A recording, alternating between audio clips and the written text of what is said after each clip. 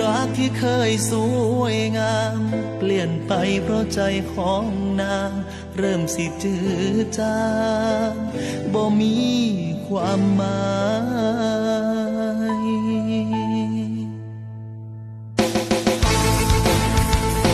นี่ว่าต่อไป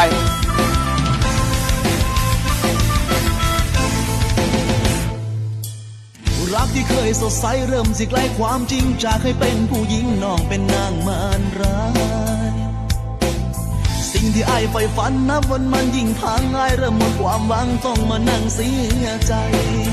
เฮ็ดให้อ้ายรู้ว่าความหักบ่แน่นอนน้ำตาเปลี่ยนมอนนอนฝันร้าย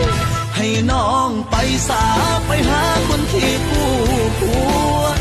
ไปแล้วยังหวนไปสาไปเอาคนใหม่ปล่อยอ้ายให้เหงาซึมเศร้าคนเดียวเรื่อยไปบ่ต้องสนใจปล่อยอ้ายให้ตายลำพังคอยหักครั้งไม่น้องไปดีเถอะนะอย่าได้เสียน้ำตากลับมาก็แล้วกันให้เจ้าของรักกันไปถึงวันอยากไปหามันหนึ่งวะเขาพาแก้วตาน่าสิพาไปสวรรค์เจ็บแค้นสนใดสิบ่ไปรบกวนนาง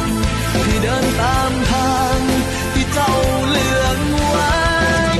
ให้น้องไปสาไปหาคนที่คู่ควรไปแล้วยังหวนไปสาไปเอาคนใหม่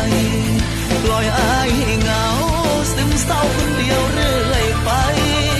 บ่ต้องสนใจปล่อยอ้ายให้ตายลำพัง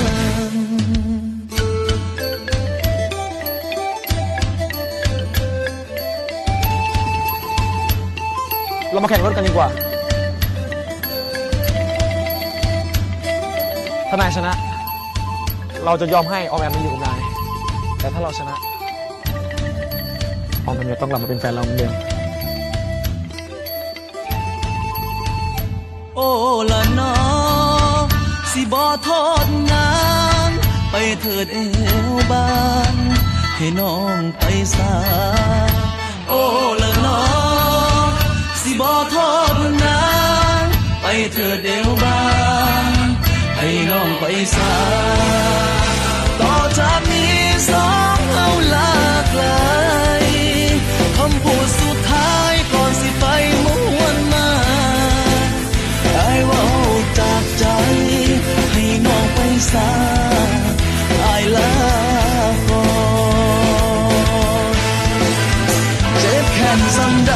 สิบ่ไปรบกวนนาง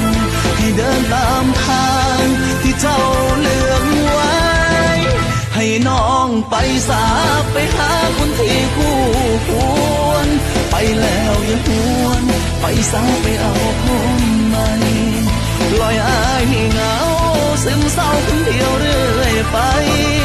บ่ต้องสนใจปล่อยอ้ายให้ตายลำพัง